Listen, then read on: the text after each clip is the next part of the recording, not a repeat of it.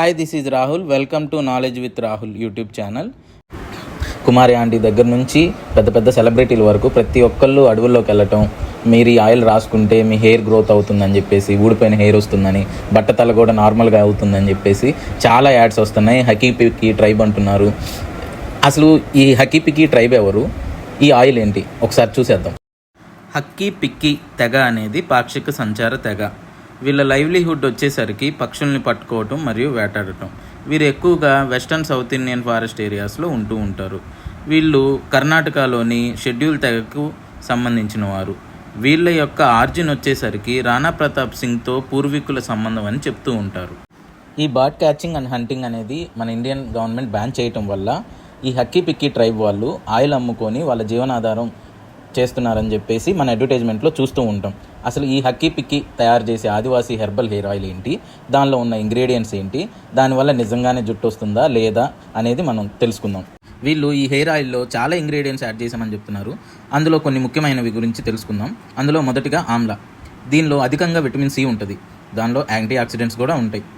ఇది హెయిర్ యొక్క ఫాలికల్స్ని స్ట్రెంథన్ చేయటం, హెయిర్ గ్రోత్ని పెంచడం చేస్తుంది.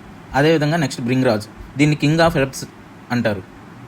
ఇదేం చేస్తుందంటే హెయిర్ ఫాల్ని రెడ్యూస్ చేస్తుంది, హెయిర్ గ్రోత్ని ఎన్హాన్స్ చేస్తుంది. అదేవిధంగా నీమ్ అనేది యాంటీ ఫంగల్, యాంటీ బ్యాక్టీరియల్గా పనిచేస్తుంది. ఇదేం చేస్తుందంటే మన డాండ్రఫ్ని ప్రివెంట్ చేస్తుంది. అలానే coconut oil, hibiscus, aloe vera, brahmi, tulsi ఇలా చాలా చెప్తూ ఉన్నారు వాళ్ళు. వీటి వల్ల ఉపయోగాలు ఉన్నాయి.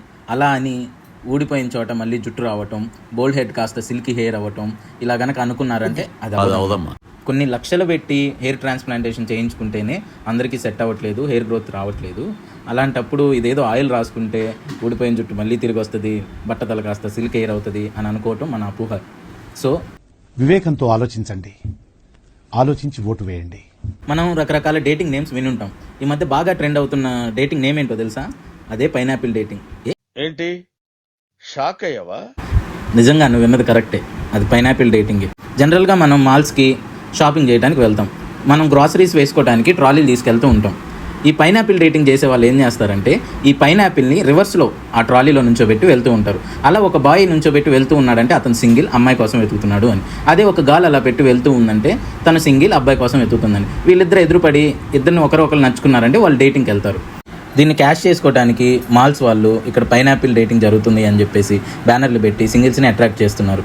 దీనివల్ల కొన్ని గొడవలు కూడా అవుతున్నాయి. ఏంటంటే ఒక అబ్బాయిని ఇద్దరు అమ్మాయిలు ఇష్టపడటం కానీ, లేదు ఒక అమ్మాయిని ఇద్దరు అబ్బాయిలు ఇష్టపడటం కానీ ఇలా జరిగి వాళ్ళ మధ్య గొడవలు అవుతున్నాయి. దీనివల్ల పోలీసులు కూడా ఏదైనా చర్య తీసుకుందామంటే వాళ్ళు కన్సెంట్తోనే వాళ్ళ గొడవలు జరుగుతున్నాయి కాబట్టి వాళ్ళు ఏం చేయలేకపోతున్నారు.